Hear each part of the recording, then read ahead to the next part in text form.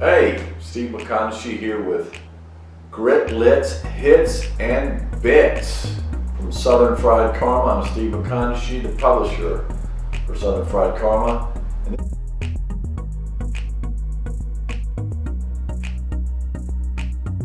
This is National Women's History Month, and from in our little corner here of Grit, Lits, Hits, and Bits, we're going to talk about Southern women writers and the history of Southern women writers. In this edition, we're going to cover that first part, the foundational part, and talk about four superb writers and their influence on writing in Southern literature. The first one I want to talk about is Kate Chopin. This is The Awakening and Other Stories. It's a beautiful painting right there. Kate Chopin, originally from Missouri, which we think counts as a southern state, moved to Louisiana, and most famous for the story The Awakening, which was read off in southern high schools and in colleges. Superb prose, crisp stories about marriage, questioning the role of what a motherhood is, and really was provocative for the time because she, her first story was published at the turn of the 20th century, 1890s, really pushed the boundaries about Southern womanhood, about womanhood, what it meant to be a Southern mother and wife. If you move along in the history of the evolution of Southern women writers, you get to Catherine Ann Porter. This is a collection of her short stories.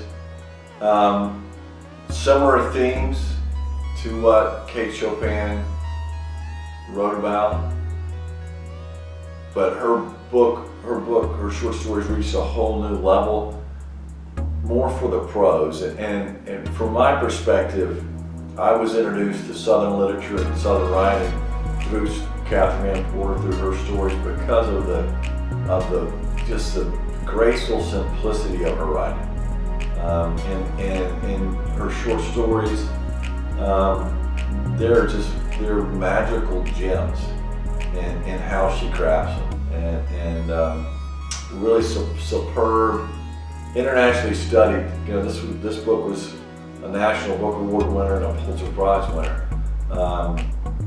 Really showed how what gave women a voice at a time when they didn't have a voice, and this is something that rings true for my family history. In the early part of the 20th century, women's suffrage movement, emancipation. My grandmother, who was from a small town in Alabama, went to school she went to college, which in itself is remarkable, but she went to college at Columbia University in New York. Wow. But it was that type of era when women were just starting out to break away from their traditional roles and find their own voices. Moved from Kate Chopin and Catherine Porter. The next one that really struck me, and this was probably the most prolific Southern writer that I was introduced to early on, was Eudora Welty. She wrote a lot of novels, The Alchemist's Daughter being the most famous. This is a collection of her short stories, and again, it is the wonder of the prose. It's simple, but it's elegant, and the stories are so provocative in that they're not bash you over the head.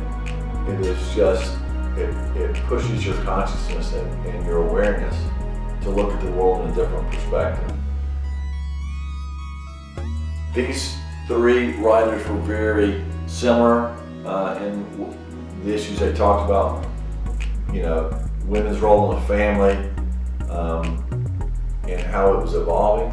And I think they were important in establishing that voice. The the last Southern female writer I want to talk about in the early part of the 20th century is Georgia's own Flannery O'Connor from Milledgeville, originally from Savannah, but did most of her writing at Andalusia Farm down in Milledgeville. And O'Connor was different than Chopin, Porter, and Welty. Her writing still had the simplicity of it. But in a Flannery O'Connor short story, it's hard to tell who the good guy is, if there is one, because the good guy is not that good of a guy. The protagonist is flawed. It is the anti-hero. Her moralistic stories, dark stories, really poked into every corner of Southern life, and really peeled back stuff that Southerners didn't want to talk about.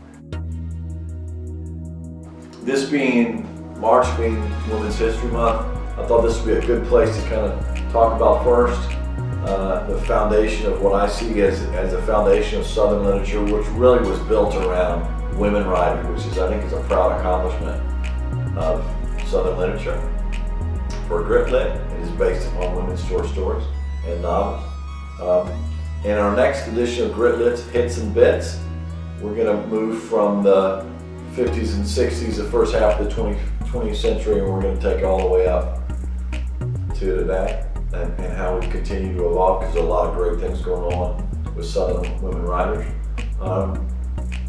Until next time, Steve McCondichie signing off for Grit Lit's Hits and Bits. Thanks for watching.